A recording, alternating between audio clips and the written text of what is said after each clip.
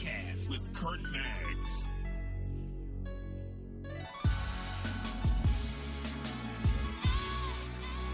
Kurt Maggs Radio.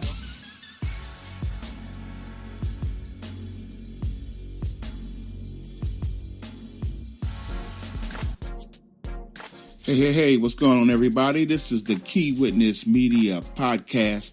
Also, the Kurt Maggs Radio Show was popping. Glad to be here with you another week. Man, we in the month of February already. Is that crazy or what? It seemed like we just celebrated New Year's. Man, the time is going by so fast. All I can say, the month of January was crazy. I'm talking crazy, man. Unbelievable. If anyone would have told me that Kobe Bryant was going to pass away this young, I would have never believed it. And like I told a few people, man, I've watched him the past month, December, January, with his daughter, teaching her the game, and she was soaking up the information. She was paying attention. She was alert. There was so many times that you would see him courtside. It's just unbelievable. And, man, just praying for all the ones who passed away in that horrific helicopter crash. And I hope that once we find out all the information and get all the details, we can find out what happened. And hopefully no one else ever has to live with that and deal with that tragic situation ever again. So just pray for him. Man, just pray for that, all of the families that were involved. What a sorrowful event. We also buried my grandmother, Ella Mae Nicholson. And man, she lived 96 years.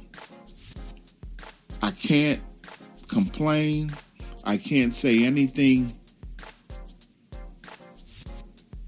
that would be, I don't know if there's any words that I can use to show so much honor to a woman. She was just fantastic and incredible. And she had a lot of issues as far as with dealing through things with her life, some tragic issues. She lost 7 kids in a fire back in the 60s. And she lived to be 96 years old. And we're going to go back and revisit that time. We're also going to revisit the life and the memory of my grandmother, Ella Mae Nicholson. Pray for our family also. Pray for our loved ones. Help us to be able to find that, her legacy, and continue on with that legacy. And, man, just pray for us as we go on forward. Pray for my mom and my aunts, my uncle, for strength. And just be able to say, hey, my grandmother was there for us when we didn't always feel 100% about ourselves and our best. Magnificent, great woman. And man, if you never had her dressing, turkey and dressing, you really missed out on something. But you had, I'm gonna say you had about 70 years to eat it. So you missed out. That's too bad. That's all I can say. It was great food. But today we recognize the Superbowl Sunday, and we do have the San Francisco 49ers versus the Kansas City Chiefs. And a few people asked me who was I going for in the Super Bowl. And while I have a love for both, man, I really like Patrick Mahomes. I had him in my fantasy football last year as my go-to quarterback, him and Carson Wentz.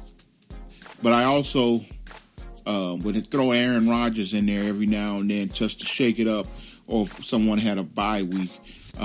Man, I did so well with that, using those guys. And I knew that this year there was going to be some great impact players. Also, I want to recognize Lamar Jackson for being the MVP. Voted MVP. I remember watching him at Louisville. Me and my son will sit back, and I'm a big college football, college basketball lover. And watching him at Louisville and catching him, and man, you could see the greatness all over this guy, and you knew that he was going to be something special in the NFL. So, big shout-outs to him. Congrats, Lamar Jackson. If you happen to hear this, man, I've been pulling for you. I watched what was going on during the NFL draft. Ozzie Newsome, Baltimore Ravens, that was a fantastic move. Much respect for that move. So, Super Bowl Sunday. What will be the outcome tonight? And here is my prediction. I'm going to put it out there. San Francisco 49ers, the winners, 28-17. 28-17, San Francisco 49ers. I think y'all got this. I think the defense will give Kansas City a struggle. That's all I got to say.